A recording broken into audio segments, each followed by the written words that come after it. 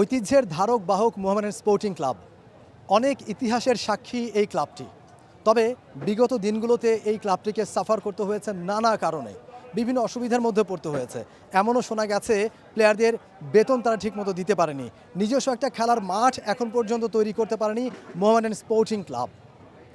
নতুন কমিটি দায়িত্ব গ্রহণ করেছে আজকে, নতুন পরিচালনা পর্ষদ তারা দায়িত্ব গ্রহণ করেছে এবং সেই অনুষ্ঠানে আমরা দেখেছি উপস্থিত হয়েছেন বর্তমান সরকারের ক্রীড়া প্রতিমন্ত্রী আমিনুল হক, ছিলেন মির্জা ফখরুল ইসলাম আলমগীর, রুহুল কবির রিজভীদের মতো মানুষরা, যারা কিনা বর্তমান সরকারের উচ্চ পদস্থ জায়গায় যারা দায়িত্বরত রয়েছেন, যারা বিভিন্ন দায়িত্বে নিয়োজিত রয়েছেন।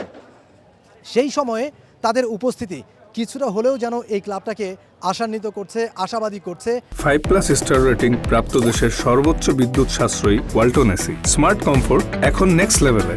বিগত দিনগুলোর যে জড়তা ছিল, যেই অসুবিধা ছিল, যেই রকমের সময় তারা পার করেছে, যেই রকমের অসুবিধার মধ্য দিয়ে তারা গেছে, সেই সমস্ত সমস্যা কাটিয়ে, সেই সমস্ত প্রতিকূলতা কাটিয়ে এই ক্লাবটা নতুন করে পথ চলবে, নতুন করে তারা আবির্ভাব হবে এবং ফুটবল, ক্রিকেট কিংবা হকির মতো ডিসিপ্লিনগুলোতে নিজেদের স্বকীয়তা তারা দেখাবে, নিজেদের শক্তিমত্তা তারা প্রদর্শন করবে।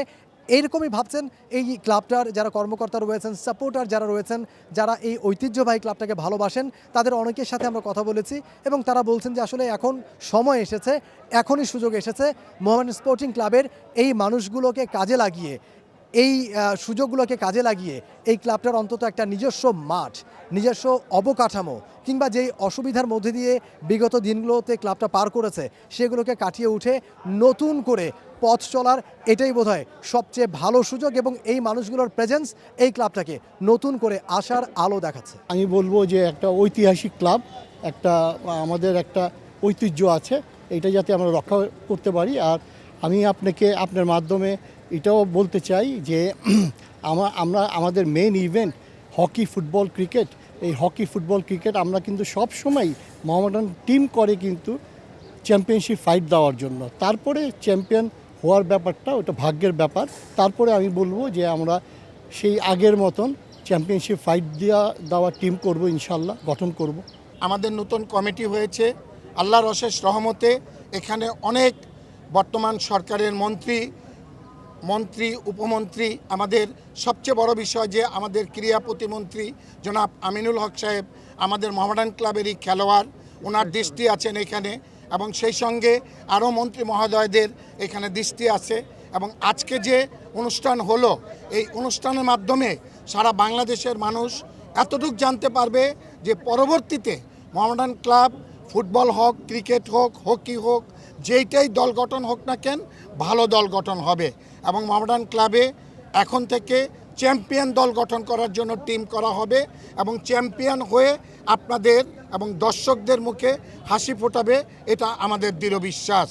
আমরা আশা করছি যে মোহামেডান ক্লাব নতুনভাবে যেভাবে সাজাচ্ছে এবং সবার সম্মিলিত প্রচেষ্টায় আশা করছি যে আগামীতে ক্রিকেটে এই দাপটের সাথে শুরু করবে। এবং এখন যেটা ক্লাব একটা বিসিবির সাথে একটা প্রিমিয়ার ডিভিশন ক্লাবদের সাথে একটা দূরত্ব সৃষ্টি হয়েছে, আমি পার্সোনালি অ্যাজ এ ক্রিকেটার আমি মনে করি যে এই দূরত্বটা অতি সত্বর এটার সমাধান দরকার।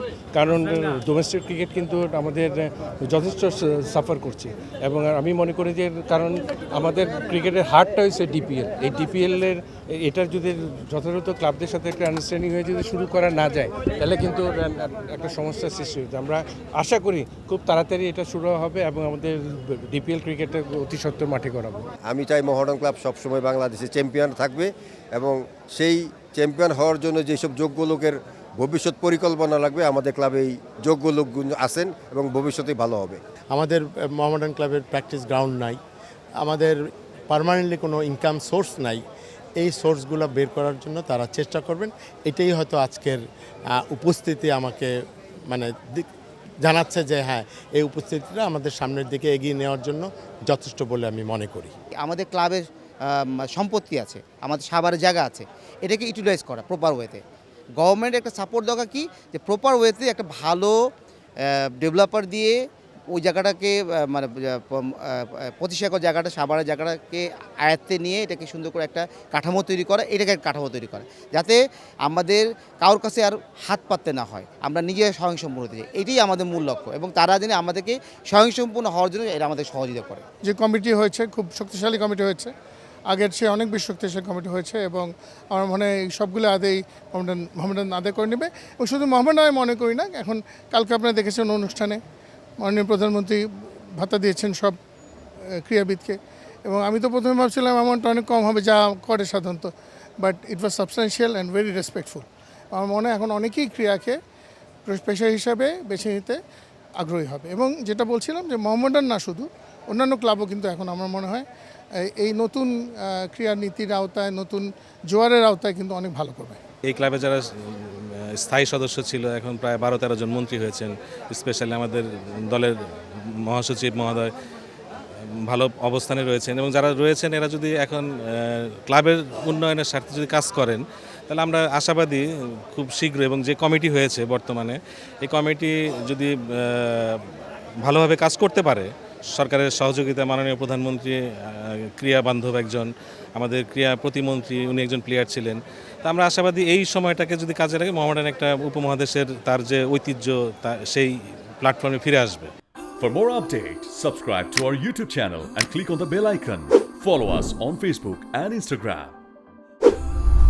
Download T-Sports app to enjoy exciting games and highlights. Visit tsports.com.